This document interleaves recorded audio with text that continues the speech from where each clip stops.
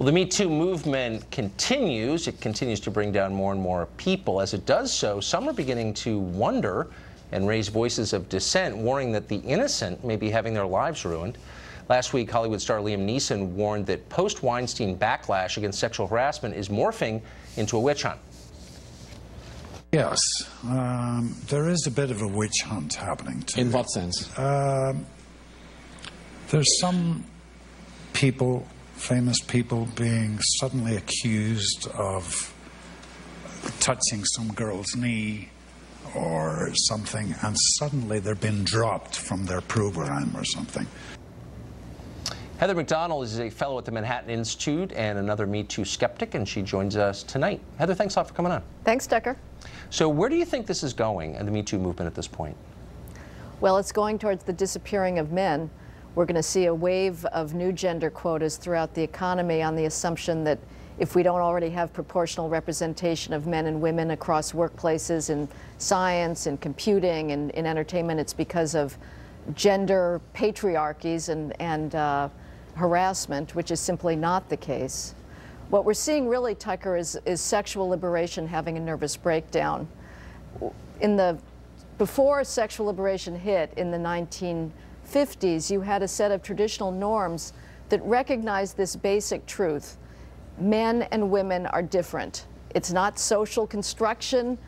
Men and women have different biological drives. Their libidos are different.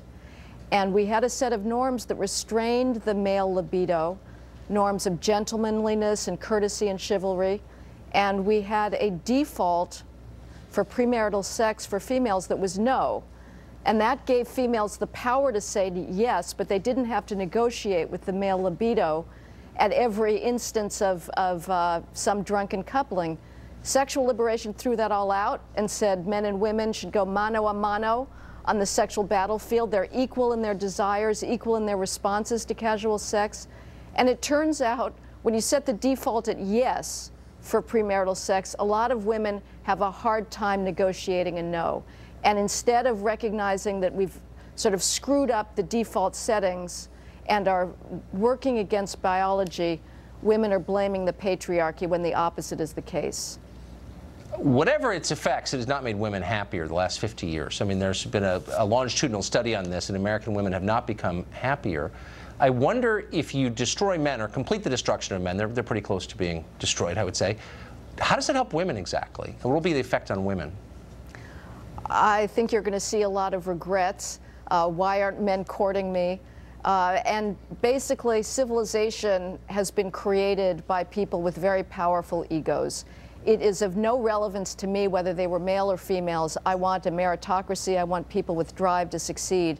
And if you have a rule that says powerful men should be out of the picture, I think we are going to reach a civilizational stasis. Yeah. I mean, this has profound consequences. I don't fully understand all of them, but I can smell it. This is a big deal. Heather, thank you for shedding some light on that. Thanks, Tucker. Well, there's all-out war in Silicon Valley. Conservatives are accusing